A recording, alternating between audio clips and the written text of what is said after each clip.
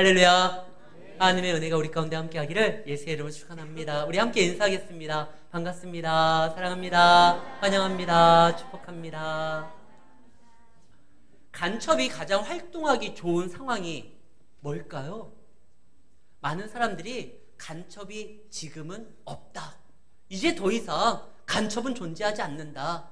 간첩이 없다라고 생각할 때, 그때야말로 간첩이 가장 활동하기 좋은 순간이에요.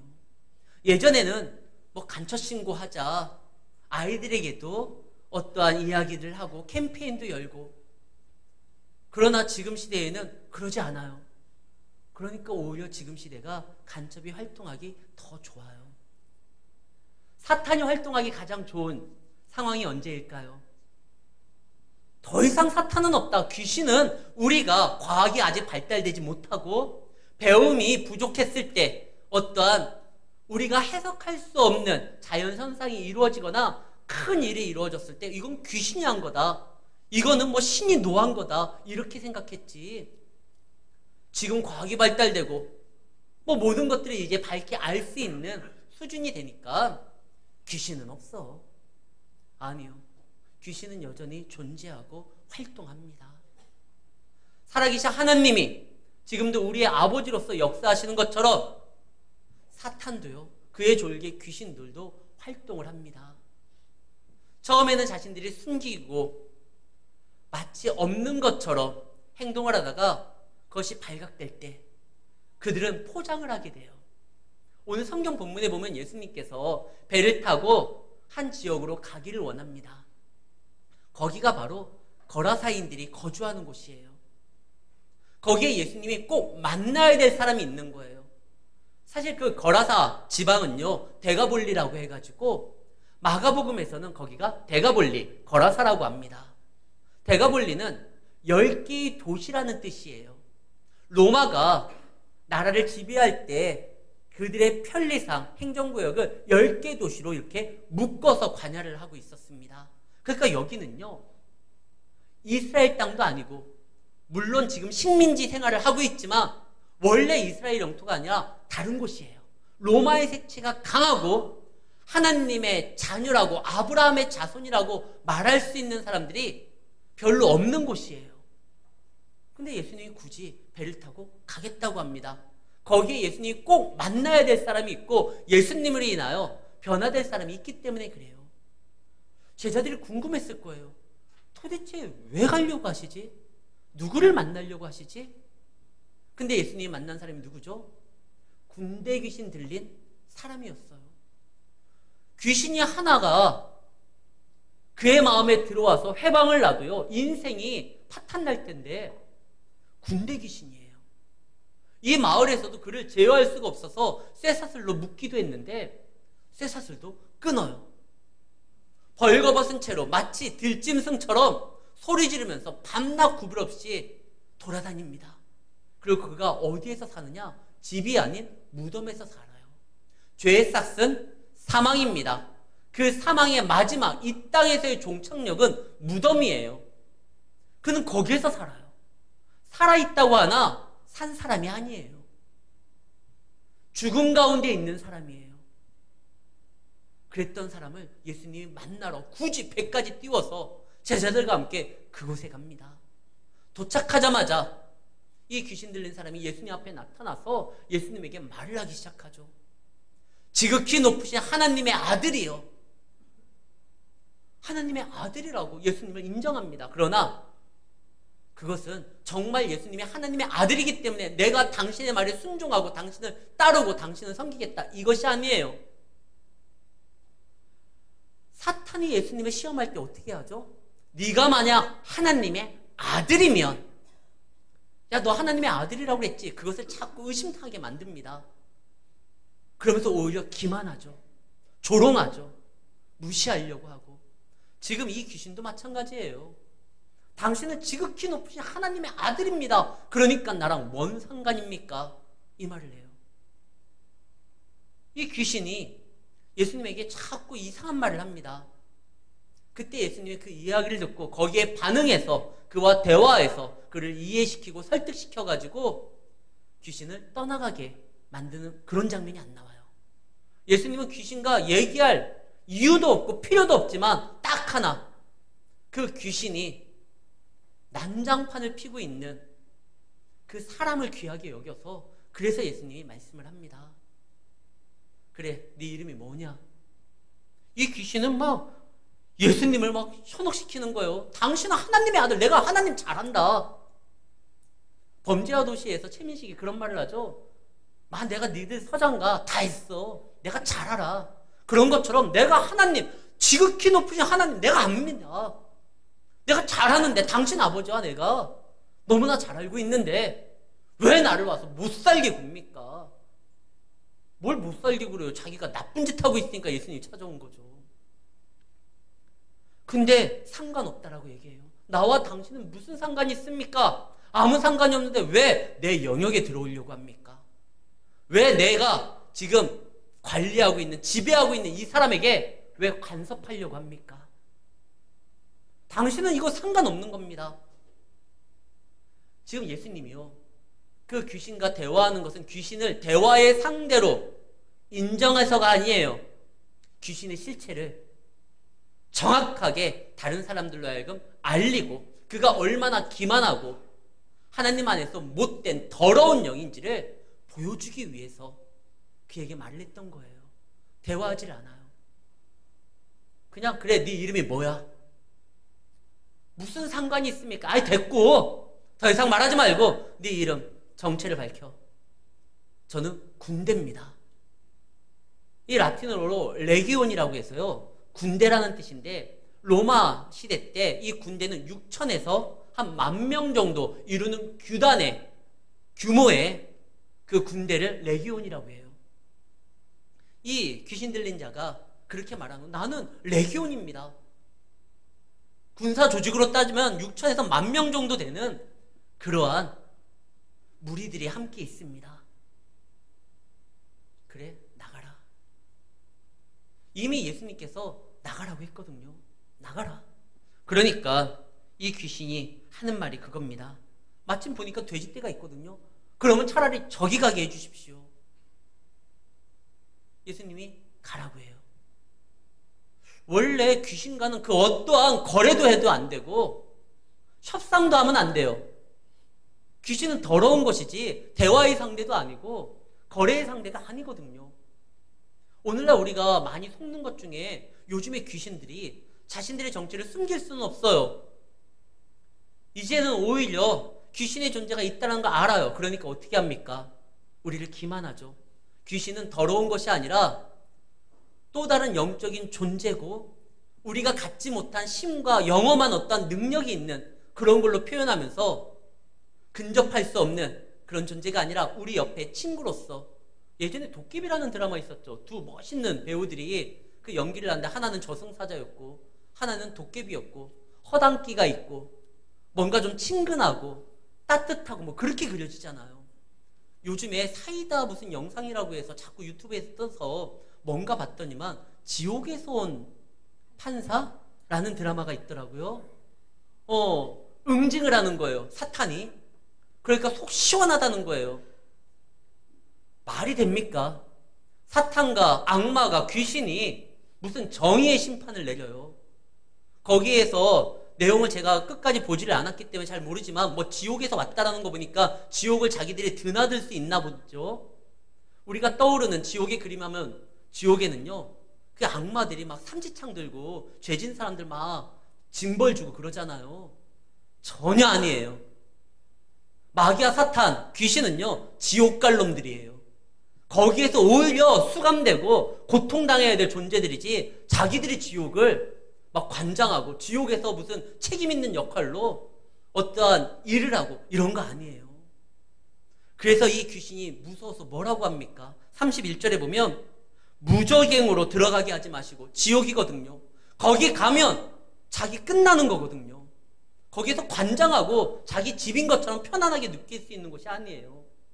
지옥은 죄에 대한 심판으로 인하여 구원받지 못한 사람들도 가지만 사탄과 악마도요, 귀신도요, 그곳에서 고통당하는 곳이에요. 마치 거기에서 지옥을 우리가 내가 죄진 것 같아서 거기 갈 수도 있으니까 그것을 관장하는 사탄에게 좀 잘 보여야 되겠다. 천만에요. 사탄도 들어가야 되는 거예요. 근데 이 귀신은 자꾸 속여요. 얼마든지 내가 하나님과 친분이 있고 가깝고 내가 하나님을 잘 알고 내가 너 친구처럼 나는 대해줄 거다. 네가 하나님의 아들이면 왜 굶주려? 먹을 것을 만들어서 먹어. 너 능력이 있잖아. 근데 귀신의 말은 듣는 게 아닙니다. 더러운 것이고 귀신의 모든 얘기들은 사람에게 이롭게 만드는 것이 아니에요. 참 안타까운 건 올해 우리나라에서 가장 많은 사람들이 관람한 영화가 파묘라는 영화예요. 제가 여기 올라오기 전에 몇 명이 봤나 확인해 보니까 1190만 명이 관객이 극장에서 그걸 봤어요. 더 안타까운 건 그 감독이 교회 집사예요. 자기는 교회 집사라고 얘기하는 게 자랑스럽대요. 그걸 거기에서 배우도요. 주연 배우가 또 크리스찬이에요. 기독교인이에요. 근데 뭐 무당 역할을 해요. 이거는 뭐 역할이니까. 아니요.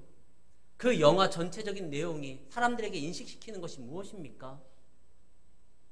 우리에게 어떤 우환이 오는 거, 그거 조상의 귀신이 묘를 잘못 써서 우리에게 장난질 치는 거다.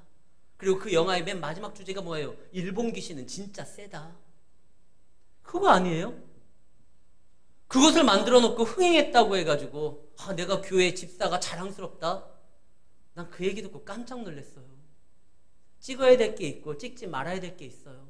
그럼 배우가 역할을 마다합니까? 근데 그 영화 전체적인 내용이 반기독교적인 거잖아요.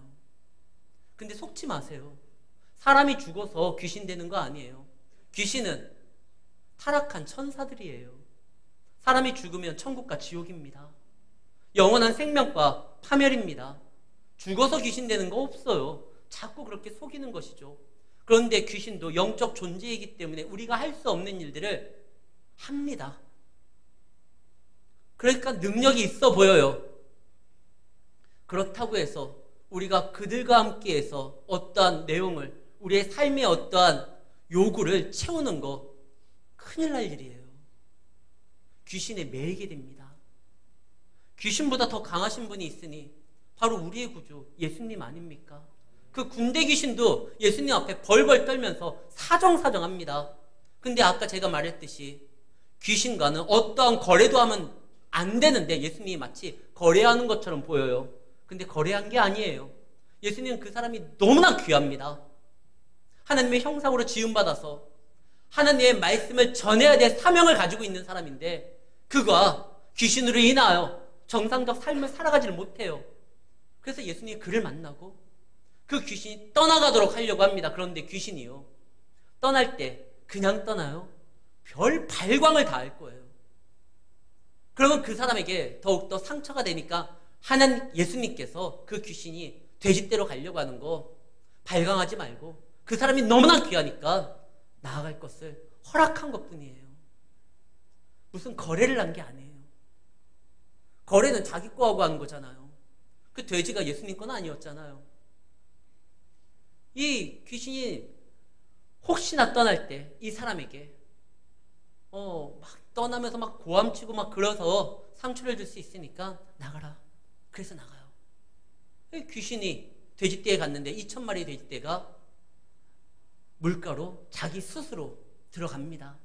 이 감당이 안 되는 거예요. 돼지에게 갑자기 귀신들이 들어오니까. 원래요 짐승들은 자살을 하지 않습니다. 근데 2000마리가 되는 돼지떼들이 죽게 되는 거예요. 깜짝 놀라죠. 돼지를 치는 사람들이 이걸 어떻게 해석해야 되느냐. 그래서 주인에게 이야기를 하고 마을 사람들에게 이 된 일을 이야기합니다. 마을 사람들이 생각하기에 뭐 말도 안 되는 소리를 해. 돼지가 왜 미쳐 날떠서 스스로 물에 들어가느냐. 씻기 싫어하는 돼지인데. 그래서 가보니까 진짜예요. 그리고 귀신 들렸던 사람들 자기들이 어떻게 할 줄 몰라서 묶어놨는데도 풀고 뭐 옷을 좀 입혀놨는데도 벌거벗고 돌아다니고 그 사람 제어할 수 없던 마을에 골칫거리였던 그 사람이 스스로 옷을 입고 예수님 밑에 앉아가지고 그의 말씀을 듣고 있는 걸 보고 이게 진짜 사실인가 생각할 때 그때 사람들이 또 이야기를 하죠. 38절. 귀신 들렸던 자가 어떻게 구원받았는지를 본 사람들이 그들에게 말하니 이거 진짜구나. 그들이 진짜라고 생각했을 때 어떻게 행동합니까? 주여, 왜 이제 오셨습니까? 당신을 기다렸습니다. 그것이 아니라 2,000마리에 대한 돼지에 대한 손해배상 청구는 하지 않을 테니 그냥 떠나주세요. 당신은 우리 마을에 들이기에 정말 겁이 납니다. 왜? 아직 그 거라사 지방에는 귀신 들린 사람들이 아직도 있어요. 몇 명. 야, 이 사람 한 사람 치유할 때마다 돼지가 막 2,000마리, 3,000마리, 수백 마리 죽게 되면 큰일 나거든요. 제가 여기 올라오기 전에 한번 알아봤어요. 돼지 한 마리가 도대체 얼마냐. 어제까지 알아봤을 때는 제가 못 찾았거든요.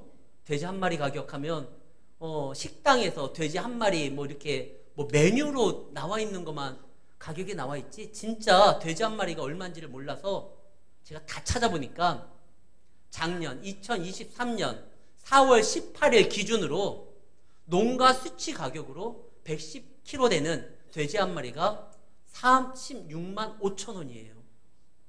2,000마리면 9억 3천이에요. 야, 저 사람 하나 살리는데 우리 경제적 마을의 피해가 이렇게 나가는데, 야, 보니까 우리 동네에 진짜 좀 정신 이상한 애들이 많거든요. 귀신 들린 것 같고, 아니 혹 귀신이 들렸는지 안 들렸는지 반반인 사람도 있고, 비 올 때만 정신 나간 것처럼 돌아다니지만 해 쬐면 멀쩡한 사람들도 있으니까 쟤는 좀 반 정도 된 것 같은데, 그런 애들이 근데 많아요. 예수님 와가지고 그 사람들 다 살리겠다라고 하면 이 마을 전체가 파산에 이를 것 같아요. 그래서 예수님, 그냥 좀 떠나주십시오. 당신에게 문제 삼지 않겠습니다. 이 돼지 2,000마리에 대한 건. 왜 문제를 못 삼죠? 이거는 분명히 신적 능력으로 일어난 일이잖아요. 그러니까 감히 예수님 앞에 청구서를 못 내밀어요. 그가 정말 사람들이 말하는 하나님의 아들인지 우리는 잘 모르겠지만 적어도 이것은 신적 능력을 가졌다는 것을 알기 때문에 어떻게 할 수가 없어요. 그러니까 그냥 떠나십시오. 더 이상 문제 삼지 않겠습니다. 두렵습니다. 참 안타깝죠. 경제적인 논리로 지금 예수님이 자신들에게 찾아왔는데 떠나기를 강구합니다. 아니, 이해할 수 있어요. 예수 믿었다가 그냥 쫄딱 망하면 어떻게 됩니까? 예수님이 근데 오신 목적이 우리를 망하기 위함이 아니에요. 당장 2,000마리가 사라졌는데요. 근데 그 귀신 들린 사람, 그 사람 살리려고 그랬던 거잖아요. 그 사람이 어떤 사람입니까? 마을의 골칫덩어리였어요. 자기들이 어떻게 하려고 해도 해결할 수 없는 문제였어요. 그들은 이 귀신 들린 사람을 어떻게 할 수가 없었어요. 근데 자신들이 해결할 수 없는 문제를, 당신들이 제어할 수 없는 문제를 예수님이 말씀만으로 그를 깨끗게 만들었습니다. 그렇다고 하면 우리 인생에 우리가 제어할 수 없고 우리가 해결할 수 없는 문제를 주님이면 하실 수 있다는 거에 대해서 기대를 가져야죠. 당장 손해본 그 현실의 문제만 보고 주님은요, 우리에게 말씀을 주신 이유가 분명합니다. 요한계시록 1장 3절, 이 말씀을 듣고 지키고 읽고 듣고 지키는 자에게 뭘 주려고요? 복 주려고요. 하나님께서 이 땅을 창조하시고 복을 선포하십니다. 하나님이 우리에게 오신 이유는요, 우리를 망하게 하기 위함이 아니요, 예수 하나 믿는 그 믿음만 붙들고 평생 이 땅에서 힘들고 어렵게 살라고 그걸 요구하러 오신 게 아니에요. 이 땅에서도 하나님의 나라의 백성을 증명하면서 많은 사람들에게 복음을 증거하면서 이 땅에서도 하늘문이 열리고 거기에서 쏟아지는 하나님의 은혜로서 살아가라고 우리에게 복음을 주시는 거예요. 이 거라사인이 그 사인입니다. 비록 돼지 떼는 사라졌지만 너의 인생에 그게 그렇게 필요한 거 아니다. 성경에서는요, 이때까지만 해도 아직 예수님께서 당신의 몸으로서 십자가에 달려 죽으심으로 우리의 죄를 다 씻기 전까지는요, 돼지는 부정한 짐승이었어요. 먹을 수 있는 것이 아니에요. 근데 그 마을에는요, 2,000마리뿐만 아니라 또 수많은 돼지떼들이 있었어요. 아니, 그걸로서 사는 자들이 아니다. 하나님의 말씀, 거룩함으로 너희는 살아가는 자들이다. 너희들이 스스로 해결하지 못하니까 내가 그거 먼저 없애주겠다. 그리고 내가 곧 길이요 진리요 생명이다. 나를 따르면 너희들이 그동안 찾으려고 했었던 그 해답을 내가 안겨주겠다. 이거거든요. 근데 그들은 떠나기를 원합니다. 주여, 근데 감당이 안 됩니다. 떠나십시오. 그들은 예수님으로 인하여 얻게 될 하나님의 놀라우신 은혜에 대해서, 그리고 영원한 나라에 대해서, 귀신 들린 자도 해방을 놓을 수 있는 하나님의 능력에 대해서, 그리고 그것이 자기들에게 가져올 역사에 대해서 생각하지 않은 거예요. 한 여인은 옥합을 깨트려서 예수님의 발에 붓습니다. 또 한 여인은 다른 사람들의 눈을 피해서 물이 필요하기 때문에 물동이를 이고 우물가에 갔지만 그 물동이를 던져버립니다. 예수님의 제자들은요, 그물과 배를 뒤로 하고 예수님을 따릅니다. 왜 그렇죠? 그들에게 그것이 필요 없는 것이기 때문에, 얼마든지 포기하고 버릴 수 있는 그 정도의 가치이기 때문에 예수님을 따르는데, 그것을 버리고 쫓았습니까? 그들의 인생에 있어서 그건 재산 목록 1위였어요. 갈릴리 어부들에게 그물과 배는 너무나 귀한 거예요. 물이 필요해서 수도꼭지가 없는 고대근동 아시아 때 물을 퍼날릴 수 있는 물동이는 생활에 있어서 굉장히 중요한 거예요. 한 여인의 그 옥합은요, 그가 결혼하는 데 있어서, 여인으로서 자신을 치장하는 데 있어서 굉장히 귀한 거예요. 근데 그들은 그걸 깨뜨리고 던지고 뒤로 하고 예수님을 쫓습니다. 왜 그러냐면 예수님을 통해서 생명의 말씀을 들었고, 예수님을 통하여 구원받은 자녀의 삶이 얼마나 복되다는 걸 깨닫게 되었을 때 그것을 벗어던지고 따릅니다. 그때 예수님이 그들을 나를 따르라, 이제부터 고생길이 좀 열릴 것이다가 아니라, 다 와라 수고하고 무거운 짐진 자들아, 내가 너희를 편히 쉬게 할 것이다. 내 멍에를 메라. 아니 갑자기 왜 짐을 지우깁니까? 그러나 나와 함께하는 내 멍에를 메면 내 멍에는 가볍고 쉽다. 왜? 내가 함께 할 거니까. 그리고 그 멍에를 통해서 이루는 모든 역사 가운데 너희를 도우시는 하나님이 일하실 것이다. 실제로 제자들이 그 경험을 했기 때문에 얼마든지 나아가서 일하는 데 있어서 부족함이 없었잖아요. 사도 바울은 자신이 가지고 있는 것이 엄청 많았습니다. 그런데 그는요, 예수를 인하여 그것을 뒤로하고 복음을 증거하기 위해서 다니는 거가 그는 자랑스러웠어요. 그래서 사도행전 26장 24절에 보면 사도 바울이 묶여가지고 베스도라는 신임 총독과 아그리빠 왕 앞에 서는 장면이 등장을 합니다. 거기에서도 그는 자기의 삶에 대해서 변명하는 것이 아니라 자기가 알고 있는 예수님을 증거합니다. 그러니까 이 베스도가 그런 말을 해요. 크게 소리내어 이르되, 바울아, 네가 미쳤다. 지금 여기는 너를 신문하는 장소인데 억울하면 너를 변호하고 뭔가 사정에 대해서 호소해야 되는데, 이 바울이 오히려 예수 믿으라고, 나는 이 일을 위하여 살아가는 게 기쁨이 넘친다고 얘기하니까 너 미친 거다. 어떻게 이럴 수 있느냐. 그때 29절 사도 바울은 이렇게 말을 합니다. 사도 바울이 말을 하되, 말이 적으나 많으나 당신뿐만 아니라 오늘 내 말을 듣는 모든 사람이 다 이렇게 묶인 거 외에 나와 같이 예수 믿는 사람으로서 살아가는 것을 원합니다. 사도 바울이 고백하는 거예요. 다른 사람들은 너 미쳤구나 생각하지만 난 미친 게 아닙니다. 오히려 미쳐 돌아가는 이 세상에서 하나님의 말씀을 알아서 진정 깨어있는 자로서 당신들에게 복음을 전합니다. 이 말을 해요. 그러니까 어떻게 됩니까? 세상 사람들 받아들이지 못하지만 여전히 사도 바울의 그 마음에는 하늘이 주신 평안이 있었어요. 그래서 여기에서 그치지 않고 사도 바울은 다시 감옥에 갇혔어도 이 말씀이 전해져야 된다고 해서 말씀을 기록합니다. 그것이 우리가 알고 있는 에베소서, 빌립보, 골로새, 옥중, 감옥에서 쓴 편지예요. 그는 멈출 수가 없어요. 간수에게 전도하고 죄수들에게 하나님을 알리기도 시작하고, 이것 때문에 내가 왔는데 내가 갇힌 거 이거 별거 아니다. 내 마음은, 내 생각은 항상 하나님 앞에 향하여 있기 때문에 그가 주신 은혜가 있다. 내가 방울에 갇혔다고 해서 복음이 묻히는 것도 아니다. 실제로 이 사도 바울 때문에 오히려 복음이 더 증거되거든요. 예수님께서 그 거라사 지방에 가가지고 이 사람을 고쳤습니다. 많은 사람들은 예수님으로 인하여 변화된 삶을 주저해요. 현재 내가 누리고 있는 거 유지하는 게 중요하지, 저 권능의 능력에 하나님의 사람이, 하나님께서, 예수님께서 내 삶을 들어오는 거, 이거 감당이 안 되겠다. 떠나라고 합니다. 근데 놀라운 건 예수님이 가요. 그 지방을 포기할까요? 포기한 걸까요? 아니요.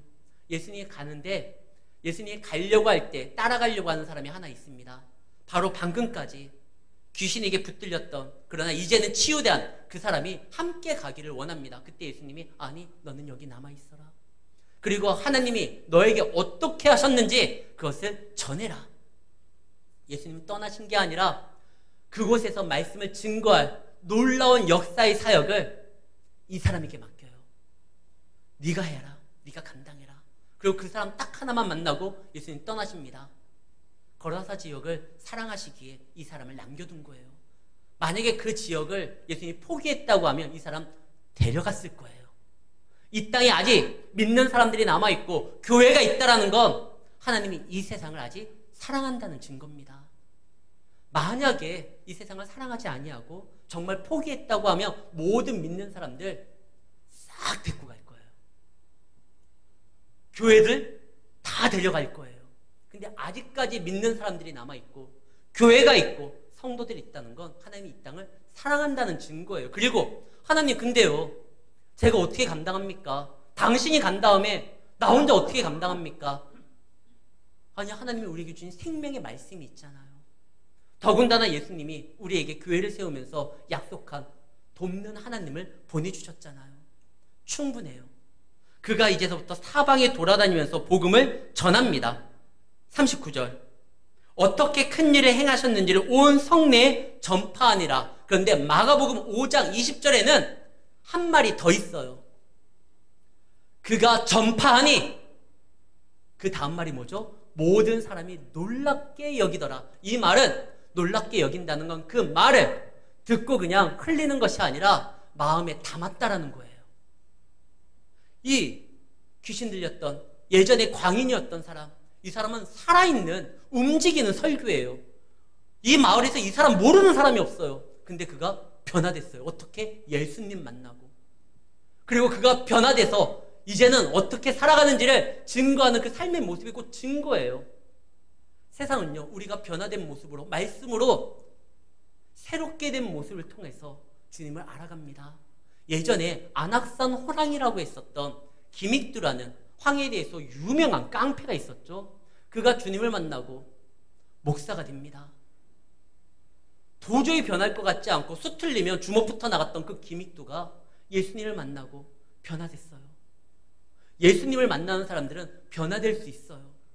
우리가 그분의 가르침에 따르고 나아간다기만 한다면 물이 변하여 포도주 되듯이 우리는 얼마든지 변화된 삶을 살아갈 수 있습니다. 아니, 뭐 깡패 정도야, 그래, 뭐 결단하고 바뀔 수 있겠지만 정말 누구도 손댈 수 없는 그러한 악한 사람들도 과연 변화될 수 있을까? 우리가 손양원 목사님을 압니다. 이 손양원 목사님은 1948년도 여수 순천 반란 사건 때 자익 청년에게 두 아들이 죽습니다.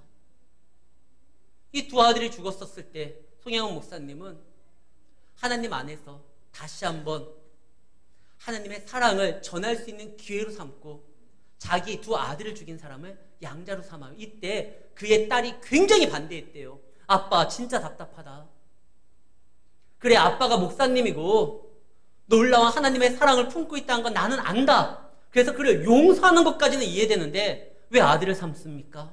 아빠는 아들이지만 나는 그 사람을 오빠라고 불러야 되는데 내 두 오빠를 죽인 저 원수를. 그때 송양원 목사님이 하나님의 사랑이 변화시킬 수 없는 사람은 없다. 그리고 그를 아들로 삼아요. 그 사람의 이름이 양재선입니다. 안재선, 죄송합니다. 안재선이죠. 그는 자기가 사람을 죽인 그의 아버지를 통해서 용서함을 받을 뿐만 아니라 그의 자녀가 됐고 그를 통하여 하나님의 사랑을 알게 되었고 그가 나중에 목사가 되고 그의 아들도 목사가 돼요. 예수님을 만나면 변화가 돼요. 우리가 도저히 변화될 것 같지 아니하는 저 군대 귀신에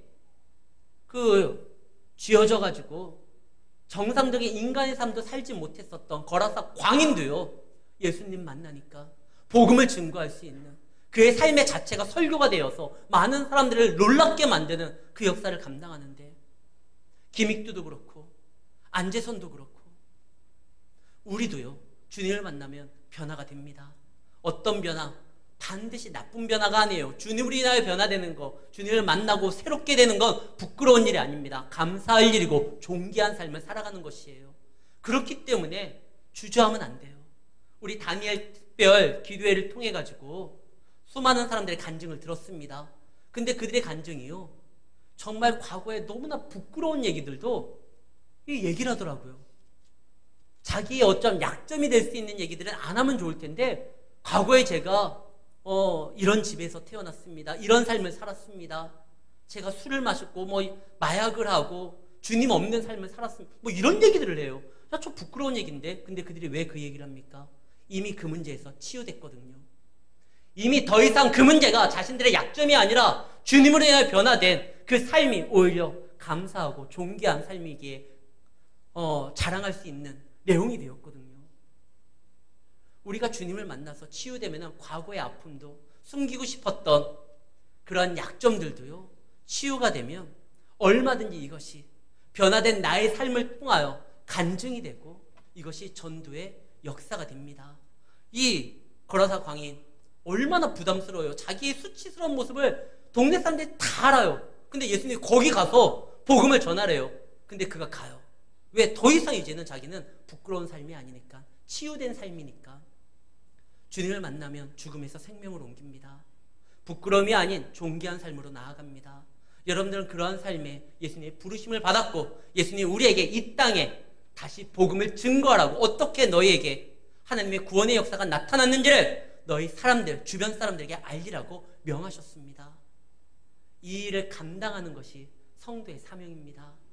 부담스럽지만 감당할 때 감당하는 자에게만 주시는 하나님의 능력을 다시 한번 이번 한 주도 경험하며 승리하는 우리 성도님들이 되시기를 예수의 이름으로 축원합니다.